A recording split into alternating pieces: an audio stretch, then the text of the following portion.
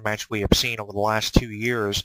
Sheamus winning the Money in the Bank briefcase. I mean, as if not Sheamus has already won enough in his career. I mean, as if he hasn't already won enough. I mean, he's won the Royal Rumble, he's won major championships, and I guess the only accolade that stood out that he hadn't achieved in his career was the Money in the Bank briefcase. And I understand why he won it was because he just recently returned under this new revamping of his character, which is not a very effective way to distribute him because a lot of people don't agree with how Sheamus is being distributed now, and that should say a lot. The WWE creative, he's not the most popular wrestler, but they're looking at it from the perspective of he's there getting on your nerves, and that's what he's being paid to do, and he's accomplishing his goal of getting on your nerves. So as long as he's accomplishing his goal of getting on your nerves, he's always going to be at the forefront of WWE, and that gives them even more reason to give him the Money in the Bank briefcase. If nobody was paying attention to him and they weren't getting on his nerves, then Sheamus would not be the Money in the Bank briefcase recipient, and it probably would have went to somebody else, obviously.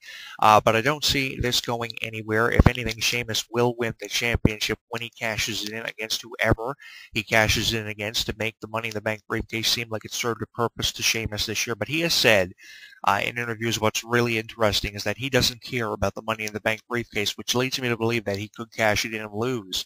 Say if he cashes in on Brock Lesnar or even Seth Rollins when the time is right for Sheamus, which is obviously what he's going to do. He's going to pick and choose the time he cashes in, and obviously he's going to have some affiliation with the Authority and be their latest member, being the Money in the Bank recipient, because that's usually what happens every year ever since the Authority has come into fruition. Seth Rollins had some affiliation with the Authority shortly after he won the briefcase last year before he cashed it in, and obviously Sheamus now is their newest member, being endorsed as the Money in the Bank recipient, although he's told the Authority and WWE executives he doesn't care about the briefcase, which is why I question making Sheamus the Money in the Bank briefcase recipient this year when it could have went to anyone who was in that huge lineup of wrestlers we saw in the Money in the Bank ladder match this year. Obviously, the only thing that's coming but is Sheamus has some affiliation with the Authority. What that affiliation is, we will find out down the road. And now Seth Rollins' loyalty to the Authority is being questioned. Now he says he doesn't need the Authority because he's champion. He doesn't need J&J security. But I think now Seth Rollins is in a position where he needs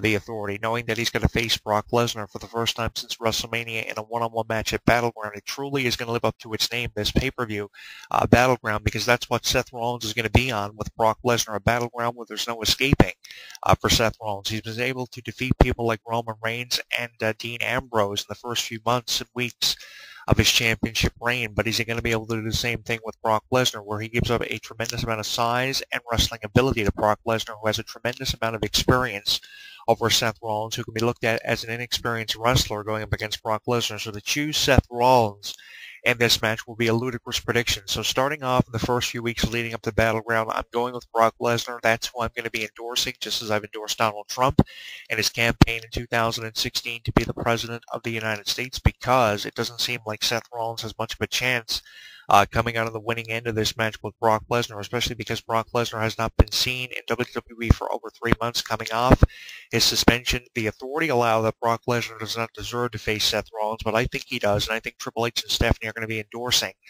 Brock Lesnar like they endorsed him to be the man to end The Undertaker's wrestling streak at WrestleMania 30 a number of months ago. So I think that because they've endorsed Brock Lesnar before, eventually they're going to endorse Brock Lesnar again and get on the proverbial bandwagon of Brock Lesnar and the wheel of endorsement for Brock Lesnar, because right now there never has been a better time to get behind that wheel of endorsement for Brock Lesnar. I think all of us as wrestling fans should get behind that wheel of endorsement for Brock Lesnar. And by the way, guys, the best thing that WWE Creative has done in 2015 is they have made Brock Lesnar a fan favorite.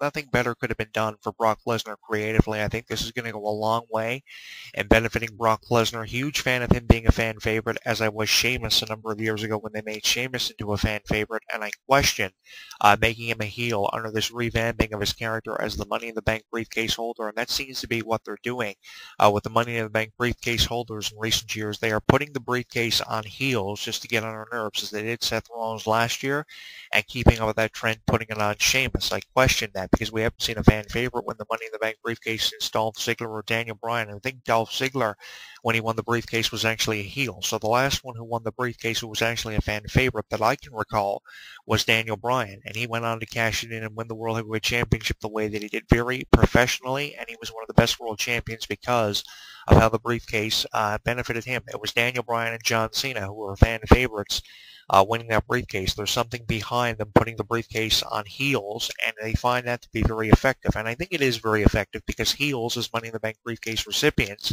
get on our nerves, and that's what Sheamus is doing. And as long as he gets on our nerves, the longer he will hold that briefcase, the more wrestling fans buy into it. And the more that wrestling fans buy into the idea of Seth Rollins escaping with a championship, even if he faces Brock Lesnar, that will give him a very significant chance of retaining the title and escaping when he faces Brock Lesnar at Battleground. As long as he gets on our nerves, and the fact that he escapes all the time with the championship as a result of a countout or disqualification or somebody interfering on his behalf, as long as that keeps happening and gets on our nerves, then we're going to see the same thing repeating itself all the time. It's going to develop being very consistently, and it's just going to get on our nerves more and more the more that it happens. And again, pointing the finger at the Authority. These guys need to go, and if Vince McMahon is behind something far greater in WWE, it needs to be revealed, and it needs to be revealed as early as SummerSlam. Within the first week before SummerSlam, it needs to be revealed, because I think that what needs to happen here is this Authority angle needs to die, no matter if it's because of the higher power or it's because of Vince McMahon, who obviously is the higher power. Something needs to be done with the Authority. You know, in 2014, halfway through the year, there were reports of ratings hitting record lows in WWE, and obviously the reason why ratings were hitting record lows, it was because of the Authority. I mean, who else could you point the finger at because of the ratings being record lows? It was because of Triple H and his decisions he was making creatively in the WWE. Now, obviously what's going on here with Vince McMahon not on television is they're leaving the responsibility of running the company and the franchise up to the Authority, because Stephanie's the principal owner and Triple H is the COO, and they know that Vince McMahon at 70 years of age is starting to slow down. So they're leaving a significant amount of responsibility up to Triple H and Stephanie to run it, because they know they're the only ones who are going to be in the position years from now to run the company. And as a result of this, I think that's why ratings are hitting record lows. And I think that with nothing being done, the same thing is just happening over and over and over and time again. And it's absolutely ridiculous. In the summer of 2014, I referred to Triple H and Stephanie as the COO and principal owners of the company as megalomaniacs who would do anything to have power and keep that power within their corner. And they have obviously done that. I think I can get away with referring to Stephanie and Triple H, the McMahons, as power-crazy megalomaniacs, because really, that's what they are. I mean, what other word or definition could be affiliated with Stephanie and Triple H? I think their creative decisions are wrong for the business. Not all. Their creative decisions have run amok, but definitely over 85% of their decisions in the last year have run amok, and I think that nothing should ever have happened in this way that it did, and I think it's all because of the Authority. You know, he takes shots. Triple H loves to take shots at the internet community for having no clue about politics with the wrestling business, and I think he's wrong in doing that and very inaccurate, because wrestling fans are smarter than they are ever given credit for, and I will always give wrestling fans the benefit of the doubt for being smarter than what they are ever given credit for, because wrestling fans are some of the smartest people in this business, and I think Dusty Rhodes, if he were here, would agree with me in wrestling fans being smarter than what they are ever given credit for. Because am I wrong in having said that statement? I don't think I'm wrong in having said that statement, because you look at Dolph Ziggler, for instance. Wasn't Dolph Ziggler supposed to have been champion by the end of this year? What happened to his push? He's in a program with Rusev now, which is going nowhere, and the only one it's benefiting is Rusev being put over as a superstar of the future. Dolph Ziggler should be the one being pushed. Dolph Ziggler should be the one being endorsed, especially after how Sting endorsed him in the Survivor Series last year when Team Cena won against Team Authority. Dolph Ziggler was the sole survivor on the team, and I thought Dolph Ziggler was headed in the position of being pushed for the championship, and that really disappointed me, because I had high hopes for Dolph Ziggler, especially with how he was there longer than most of the new talented wrestlers. He was a member of the Spirit Squad back in '06. He was the only Spirit Squad member they kept, and I thought they were really going to run with Dolph Ziggler, and they were running with him for the last number of years, but for whatever reason, they killed his push. And should we be pointing the finger at Triple H and Stephanie for killing his push? Probably so, either them or WWE Creative. And because of Dolph Ziggler's push being killed, it doesn't seem like anyone is being pushed. Bray Wyatt seems to be the only one standing out as someone who has potential, and could be the only one they're being pushing now because of his program with Roman Reigns, involving Roman Reigns in his personal life with his family and his daughter, which makes no sense to me whatsoever.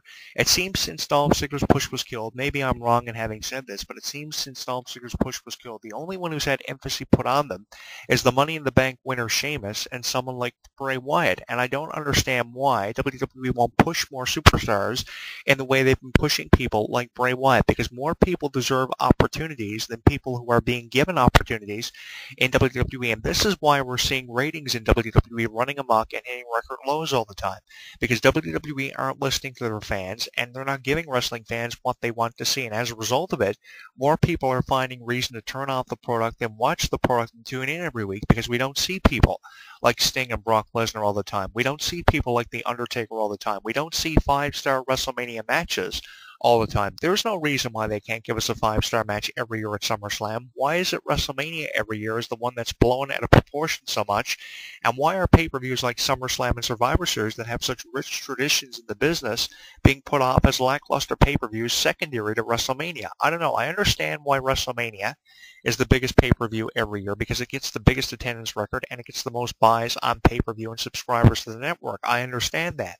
But why can't SummerSlam and Survivor Series, which have such rich traditions, be looked at with so much emphasis as a WrestleMania? I really don't know, especially when you have only about 4 marquee pay-per-views happening every year. It really pisses me off how the business is being orchestrated, and it's all because of Triple H and Stephanie. And that's why I've been targeting Triple H and Stephanie ever since WrestleMania and the fallout of the match with Sting. Don't get me started on what happened with Sting and how they treated Sting and the fallout.